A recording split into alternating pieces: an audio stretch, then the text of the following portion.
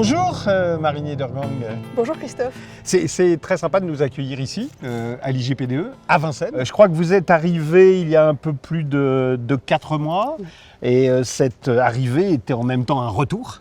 Un retour au ministère des Finances et puis un retour aussi à l'école, si je peux dire. C'est un petit peu, ça vous suit un peu toute votre vie, les finances et l'école. Alors, je vais vous étonner, mais je suis déjà revenue plusieurs fois à l'école, puisque en fait, il y a près de 20 ans, j'ai rejoint l'École nationale d'administration, l'ENA. Pour la réformer. Pour la réformer, pour l'installer à Strasbourg, pour installer la scolarité et les élèves à Strasbourg. Et j'ai créé des programmes de formation, par exemple le cycle des hautes études de service public, le CHESP, ou le programme de formation à la transition écologique pour les cadres supérieurs.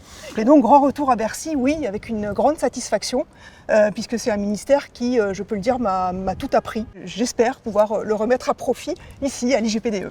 Alors, vous étiez auparavant à la DIES. La DIES, c'était la délégation interministérielle à l'encadrement supérieur de l'État, qui existe toujours. Voilà, alors que vous avez créé ou que vous avez contribué à créer, donc vous avez pris la tête. Et en revanche, ici, l'IGPDE, c'est déjà un peu plus de 20 ans. C'est pas tout à fait pareil. Créer, hériter, comment vous voyez le mélange de tout ça ? Alors, j'ai toujours l'occasion de dire que j'ai deux ADN. Bercy, on vient d'en parler, j'ai exercé à Bercy au début de ma carrière et après pendant près de 15 ans. Et puis l'interministériel, c'est-à-dire des structures qui sont placées sous l'autorité du Premier ministre, des structures en mouvement permanent. J'ai pu développer ce que je dirais les RH stratégiques. Ce qui est vraiment important pour moi, c'est le développement du facteur humain et d'où la formation et la transmission. La formation pour que les gens gagnent en compétences, s'épanouissent, etc. Donc ça. Finalement, ça réalise un peu un rêve en fait, l'arrivée à l'IGPDE. C'est un rêve depuis de nombreuses années et puis ça me permet finalement de conjuguer le regard neuf, la culture du ministère, la culture de Bercy, tout en pouvant apporter et en capitalisant sur les différentes expériences que j'ai pu avoir à Matignon. L'IGPDE, on connaît, tout le monde connaît, on croit connaître, parce que voilà, il y a plusieurs missions. L'IGPDE, c'est la maison commune de tous les agents de Bercy. Tous les agents de Bercy connaissent, tous les métiers du ministère s'y retrouvent.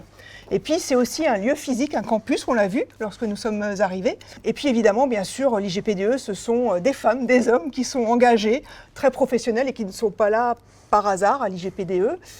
Plusieurs univers coexistent au sein de l'Institut. D'abord celui de la formation continue, avec plus de 500 actions de stage au catalogue, mais aussi la recherche, et puis la préparation au concours, aux examens, avec une équipe dédiée de 30 personnes. Ça, je crois que ça c'est important, je crois qu'il faut insister, parce que ça parle à tous ceux qui nous écoutent en interne. Oui. Et alors, précisément, puisque vous avez été aux manettes de la réforme de l'ENA, devenue une ISP, ça impacte cette formation, j'imagine. Ah, complètement. La réforme de l'encadrement supérieur, elle a conduit à revoir les modalités de sélection, les épreuves de concours à l'INSP, et puis elle a aussi créé ce corps unique des administrateurs de l'État.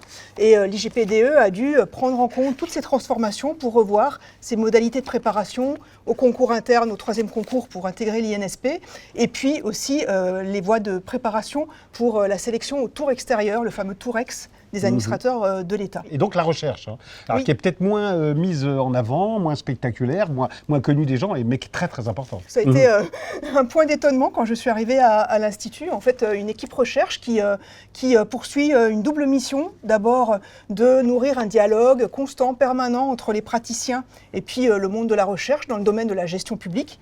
On peut citer la revue Action publique, recherche et pratique, ou bien des événements, des colloques, comme... chaque année, je crois qu'il y en a un chaque année, les rencontres internationales de la gestion publique. Et alors le prochain, c'est quand ? C'est un scoop, je vais vous le donner.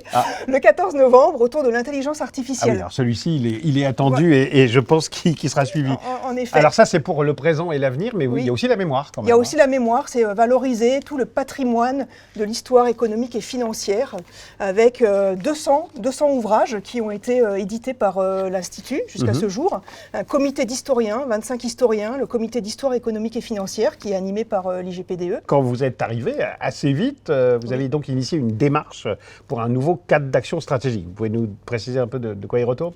C'est vrai, quand je suis arrivée, dès la première semaine, j'ai souhaité recueillir l'avis des agents, parce que j'avais tout à apprendre de leur part. Et j'ai organisé une petite équipe projet non hiérarchique, qui est le reflet de tous les univers que je citais au sein de l'IGPDE, pour élaborer à la fin de l'année et co-construire ensemble cette nouvelle feuille de route 2025-2027.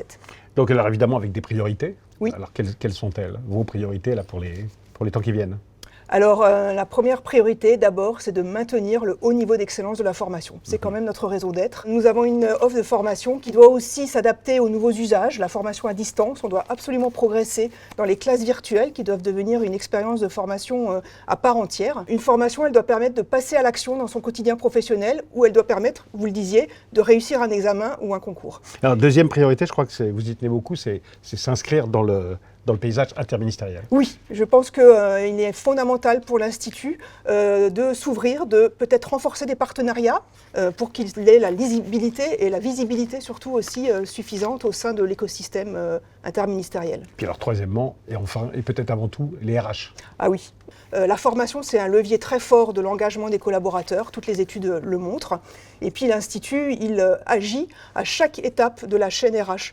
Le recrutement, la prise de poste, faciliter les prises de poste, la promotion, on en parlait, et puis aussi l'adaptation des compétences. Et ça, c'est vraiment majeur. Et pas seulement pour les grands cadres, mais vraiment voilà, pour tout le monde. Pour tous les agents. Pour tous les agents, l'offre, elle est à destination de tous les agents. Elle va de l'initiation à l'expertise. Nous accordons beaucoup d'importance aussi aux compétences numériques, avec une belle offre à la fois très spécialisée pour les informaticiens ou à la fois très grand public pour tous les agents de Bercy. Je crois que c'est important vraiment pour l'attractivité, Oui. parce que c'est vraiment une marque de fabrique, l'IGP2. Vraiment, Oui. on peut attirer encore dans ce ministère beaucoup de gens parce que l'offre de formation est là, et puis de fidélisation, bien sûr. Bien sûr. Ouais.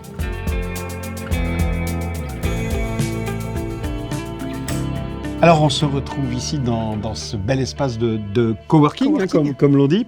J'imagine que vous n'avez pas de rapport d'étonnement, vous n'êtes pas forcément étonné. Je crois comprendre que ça correspond à peu près à ce que vous attendiez d'être ici au sein du secrétariat général dans ce beau IGPDE, dans ce bel IGPDE. Ce bel institut, oui, tout à fait.